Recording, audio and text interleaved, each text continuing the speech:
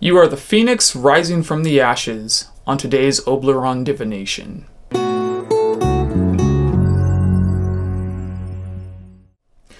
Greetings everyone, I am Oblyron, Lord of the Underworld and consort to the most lovely Hecate. Thank you for joining me on today's Elemental Synastry Reading. It is a divination technique which was gifted to me by the goddess upon our sacred marriage, and it involves the tarot, the 5 elements, and astrology. Now, this is a timeless collective reading, so take what resonates and discard what doesn't. And if you do happen to resonate with it, please let us all know by liking and subscribing or perhaps leaving a comment. And as always, tarot should be used to confirm what you already intuitively know and not necessarily meant to be taken as literal advice. So I draw a tarot card to see what is influencing each of the elements. And the first element is spirit, which is represented by the bell. So we drew the 10 of Wands. Okay, now it seems like within spirit we have some type of burden that we're carrying, a burden which needs to be let go. I know a lot of us have been going through some hard times recently, and yeah, life does get to those points to where it does seem rather burdensome. Now, if we look at what influences the 10 of Wands, it's Saturn, and with Saturn influencing that, it's letting us know that perhaps we need to be more mindful of the lessons that we've learned in our lives or perhaps in recent times. The 10 of Wands is the Lord of Oppression. So really,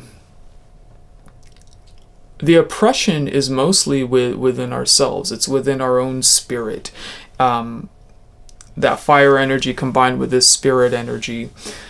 Yeah, it really suggests that in spirit we are tied up in some way. We are carrying something which probably no longer serves us. And again, with Saturn influencing that particular decan, we need to take a close look and really evaluate why we're feeling that way. So I'm going to roll the astrology die to see what's happening. The astrology die represent either a likely outcome or possible advice for the scenario. Okay, so we have Mercury in Aquarius in the 3rd house. All right, so I roll once for the house and I roll a second time for the decan. All right, first decan of Aquarius. Okay. Yeah, so that's that 5 of Swords energy. That is the Lord of Defeat. So interesting. So perhaps we're feeling rather defeated, which is why we feel so oppressed. We've could have experienced a very big loss, a very heartfelt loss, or a traumatic loss, and with it relating to Gemini, and it's also amplified by Mercury influencing that. It could deal a lot with our communication, even also perhaps in a relationship, because Gemini is represented by the Lover's card in tarot. So this could suggest the loss of the traumatic loss of a relationship. It could represent a separation or a divorce, and in that we are feeling weighed down by the burdens of what we went through. And yeah, there's definitely a lot of regret that I'm sensing from this. A lot of introspection, a lot of soul searching with this too. And yeah, I would again, I would suggest so far, with the reading so far, that it's really about focusing on those Saturnian aspects, focusing on those lessons that we need to learn. Now, this Ten of Wands would also suggest, too, that perhaps we have also focused on it a little bit too much as well, because especially when you combine that the Mercury influence from both Gemini and Mercury influencing, or Mercury being the influencing planet, it means that we could have a tendency to sort of ruminate a little bit too much on what happened. So yes, again, whatever is happening, ultimately the lesson of that Ten of Wands is to try and get to the point to where we can release those burdens and to not be stuck in them so much. All right, let's move along and see how else we can view this lesson that Spirit is trying to teach us. Okay. So the next element is the element of fire, and that's represented by the wand. It represents our drives and ambitions, where to focus our energies, because the wand is a very focused energy. And let's see, what is influencing the element of fire, love? Okay, the Eight of Pentacles. So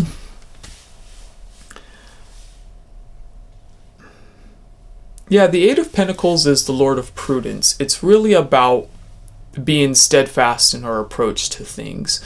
And with that affecting the element of fire and our drives and ambitions, it's suggesting to maintain the steady course. You know, we've gone through this, whatever this traumatic experience is, whatever we've gone through, it's important to stay focused through the entire thing, to not lose our way, take each day as it comes, and to really buckle down until we begin to either see light at the end of the tunnel, or until the burden of the Ten of Wands is released. Yeah, that first decan of the Eight of Pentacles is ruled by the Sun. So it would also say, okay, well, focus on who we are. Whatever has happened to us, we have the ability to still be ourselves. If it was someone else who hurt us, that's on them as well. We still know what we bring to the table. We still know who we are. It's like Sadhguru says, no one can hurt you but yourself.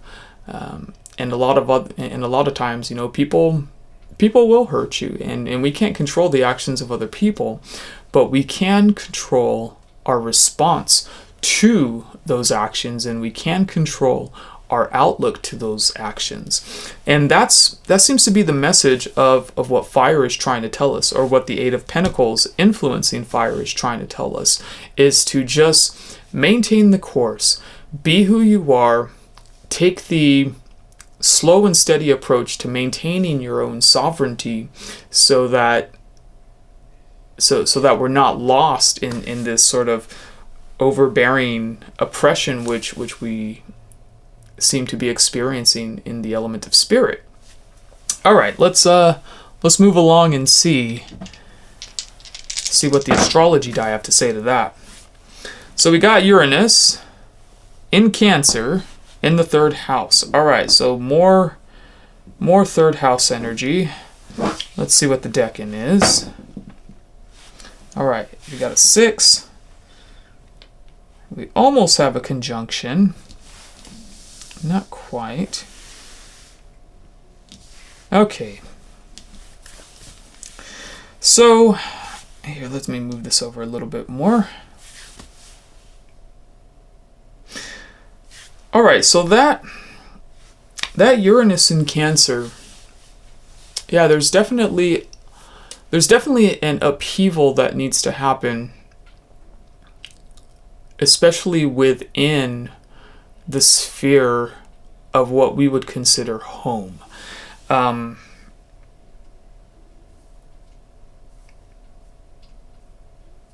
Yeah, and with it being that middle decan of Cancer, which is the Lord of Abundance, again, more mercurial energy, because that particular decan is influenced by Mercury. With that, it would suggest probably reaching out to friends and family to help with this situation, or people that we can confide in. There's definitely, with all this Gemini energy happening right here, there is definitely a need for communication, and a need for reaching out, because a lot of times when we experience such traumatic burdens, we shouldn't experience those alone. So who is within our support network? Who, especially with that middle decan of Cancer there, who's in our support network who could help us out? And that would be a good place to start, to help directing our element of fire, our drives and ambitions. Yeah, we don't have to bear the burden alone. And I think a lot of times, we're taught to be these strong, resilient individuals and whatnot. But really, it gets to a point to where when we hold things in too much, well, it becomes detrimental. It becomes detrimental to our health. It becomes detrimental to all aspects of our lives. So far, what I'm getting is really about reaching out and asking for help. And it's okay. It's okay to reach out and ask for help when it's needed, obviously. Let's move along. So the element of air, which is represented by the swords, represents our communication, our intellectual endeavors. What is influencing the element of air, love? All right. The Ten of Swords. Okay. More Gemini energy too with that Ten of Swords. So that's the Lord of Ruin. And with it influencing the element of air, it would suggest that whatever we did try to communicate, whatever we did try to pursue, whatever we did try to learn from this event, it seemed like it led to either not necessarily our own downfall, but it just didn't seem to work. It led to the end of whatever the outcome was anyways. But the good thing about the Ten of Swords is that it's not necessarily, it doesn't necessarily have to mean that the ending is a bad thing. The Ten of Swords is a great card because it's really about starting over as well. Whatever we've experienced in this Ten of Wands event, whatever we experienced with that trauma, we have learned everything that we needed to from that. That's also the Ten of Swords. It's a completion of those intellectual pursuits and endeavors. Whatever happened, we learned everything that we needed to from that situation. And now it is really about moving on. Again, the danger of this particular reading from Spirit was in being stuck in the past and ruminating a bit too much over it. And this Ten of Swords energy is saying, hey, it's there's nothing more we can do. everything was already done, everything was already said, everything was already learned, and it's time to start anew. So, even though it may seem rather burdensome and troublesome, it's really from my perspective a message of starting over and a message of hope, despite everything that's happened. I mean, we're survivors. We're going to triumph through this. We're going to find a way out of this, and really pick up the pieces and move on. Or I should say, dust ourselves off and move on. All right, let's see what the astrology die have to say about that. So we have Neptune in Scorpio in the 3rd house again. A lot of Gemini energy. Man, last week I got a reading with a bunch of Scorpio energy, and now this week we got a lot of Gemini energy. Okay, let's re-roll for the decan. 6. So we have a conjunction between air and fire. Okay. Oh my goodness. Are we going to have another reading with a bunch of conjunctions? We'll see. We'll see. Okay. So Neptune in Scorpio, and that's the middle decan of Scorpio. So that's the nostalgia decan. That is the decan of reflecting on the past. The decan of Scorpio, that it's 6 of Cups energy. It's really about reflecting on the past, and it's a Lord of Pleasure, so that's why it's more of a nostalgic energy. It reminds us of the good times of the past. And just as it's also influenced by the sun. So despite a lot of this happening, it's really teaching us to be stronger, whatever this was, whatever this traumatic experience was. And with Neptune influencing that particular Scorpio energy, it would also suggest that we need to really dive into our inner knowings, our inner mysticism. We really need to do the shadow work on ourselves and really understand from a deep level that we have done everything that we could possibly do. It's also in conjunction with the element of fire, and that was being guided by the Lord of Prudence. So it was saying, as we come to the realization of moving on, it's really also about taking it one step at a time. It's really about taking it one day at a time. And really, again, with Uranus influencing that Cancerian energy, it would be about restructuring as well. Restructuring how we view the people in our lives, which is why I think this Ten of Wands is most likely the ending of a relationship, it seems like. But it can mean different things to different people. One of the reasons why I like to show this is so that everyone can have their own interpretations too. And if you have a different interpretation, please leave a comment too. I would love to hear that as well. So both of this is, or I should say, with the element of fire and air in conjunction, it is suggesting that it's time to move on and just take it one day at a time, take it one step at a time. All right, let's move on to Pentacles. So Pentacles represents the element of earth, and it could represent material wealth. It could even represent spiritual wealth. All of those, I guess you could say, acquisitions throughout our lives, which we have gained or lost, depending on your perspective. All right, what's influencing the element of Earth? Okay, so we have the inverted Three of Wands, and yeah, the Lord of established strength. However, it's inverted.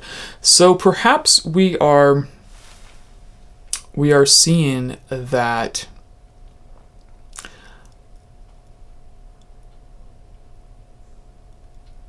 it feels like there is definitely something happening where we could have felt betrayed, where we could have felt that we were either abandoned or perhaps, we were almost there, but not quite. So, and especially with that related to Pentacles, it could have been a financial loss too, not just a spiritual loss. And that would make sense, especially with all this happening. This almost feels like a bad divorce. Wow, lose everything, and there it is. So that could be for some people. But yeah, it feels like there's been a lot of loss. I mean, and combined with that Ten of Wands energy, this oppression, this huge burden, the Ten of Swords, it's like you felt like everything, just fell apart despite our best efforts, and it really did fall apart with this inverted Three of Swords. So there's definitely a lot of heavy, intense energy with this particular reading. But again, like I said, especially with this Ten of Swords energy, sometimes we're meant to lose it all to really discover who we are. I mean, many of us have been there at some point. I know I have. And, I would say, even from personal experience of having lost so much within the last couple of years, that you really rediscover who you are, despite how bad it can be. It's a good time to really rest and reflect.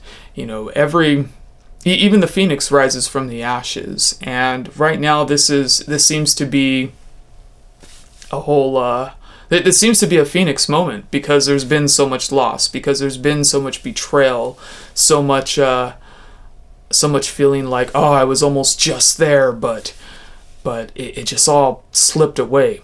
Yeah, this definitely feels like that. Okay, let's see what the astrology die have to say to that. All right, more Neptune in Gemini again, in the 5th house this time. Okay. So, Neptune, Gemini, 5th house. And we are in the 3rd decan of Gemini. So, more Lord of Ruin. All right. It's okay.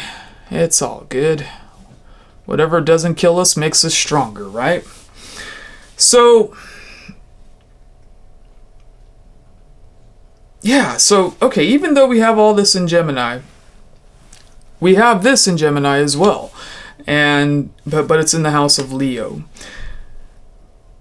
So the advice of this... Wow. Okay, so the advice of this is really about... It's really about dusting oneself off. It's like, okay, you've already experienced the worst of the worst. Now, pick yourself up and just go forward. Go forward with that Leo energy. Go forward and reclaim your sovereignty. Go forward and, it's always easier said than done, but just go forward and be your light. Remember, we had the sun coming up in various points in this reading, and Leo is also ruled by the sun. So it's really pointing out that no matter what the external circumstances are, no matter how horrible they may seem, it doesn't take away your sovereignty. It doesn't take away who we are and what we have to offer. In fact, many times when all of this stuff happens to us and we have so much taken away from us, that's when we really learn who we are. That's when we really, there's no other noise. We're just there alone with our thoughts. And there's no one else. There's no other distractions. There's nothing else happening but just us and our thoughts. And so, yeah, this is really feeling like a reading of rebirth, a reading of just shedding all the layers, all the external layers, so we can go back and rediscover who we are, which is why the sun is popping up in various elements throughout this reading. Okay, let's move along to the last element, represented by the cups, which is water. And water represents our intuition, our emotions, our gut feelings, all those types of things. So, what is influencing the element of water? Okay, feels like a lot of cards want to come out, but only one of you can come out. All right, the Two of Swords. Very interesting. Okay, so despite everything that's happened, despite this complete destruction of who we thought we were with regards to the external factors, internally, we're actually at a state of peace. The Two of Swords is called the Lord of Peace Restored, and it's influenced by the moon. So, which is also really interesting because, it's the element of cups. So on a very deep emotional level, despite everything that's happening, despite, again, all the losses and the oppression and the lessons we've had to learn, all of this stuff, we're starting to feel really, really centered again. Really,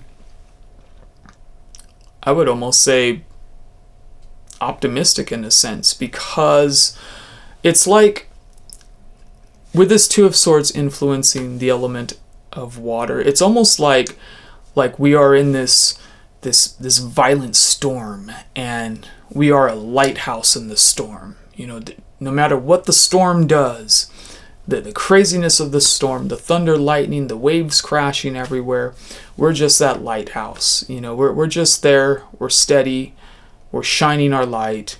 Again, with that whole sun influence too, we're shining our light, we're just who we are. And it seems like on an emotional and an intuitive level, we already understand that. So we know that whatever we're going through, that we're essentially just shedding our skin. We are essentially shedding that which no longer serves us. And whatever is going to happen, it's only going to further amplify our clarity and our peace. Okay, so let's see what the astrology die have to say to that. Mercury in Aries in the 4th house. Okay, let me move some cards out of the way. So, a lot of Mercury energy, a lot of Cancerian energy with the 4th house coming up, a lot of Leo energy and Sun energy. Let's see. All right, let's re-roll for the decan. 10. Okay. All right. Oops. Let's... Uh-oh. Which one was that? I think it was Neptune. Okay. Okay. So we have Mercury in Aries in the 10th house. Or I'm sorry, in the 3rd decan of Aries in the 4th house. And okay, that would make a lot of sense. So the 3rd decan of Aries is the Lord of perfected work, influenced by Venus. And we're in the 4th house, which is ruled by Cancer. So it's actually a very beautiful message with that, because despite everything that happens, that happened, excuse me, it feels like we're actually coming home to ourselves. And maybe that's why we're experiencing that Two of Swords energy, because we understand that we are getting rid of all this external validation or external factors, and we're really coming back to who we are. We have the Two of Swords being influenced by the moon. We have the 3rd decan of Aries being the Lord of perfected work, being influenced by Venus, and of course Cancer, which represents our home. But what I'm getting from this is that we're learning to find the home within ourselves. We're like I said, we're coming home to ourselves. So whatever happened, we're already on that path that this 8 of Pentacles in our fire is trying to tell us. And that, it's about taking it one day at a time. It's about taking it one step at a time. So yeah, no matter what happened, we know what we got to do at this point. And yeah, that's really an amazing message, is that throughout the worst of it, we can really discover who we are. Throughout, experiencing all this trauma, all this loss, we can find, with that 10 of Swords energy, we could find that rebirth in understanding who we are. And that seems to be the major points of all this. Let's see.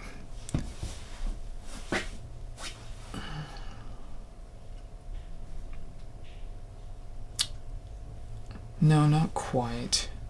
Okay, yeah, so the only thing we really have is the conjunction right there. That's worth noting. So look again towards that energy of air and fire.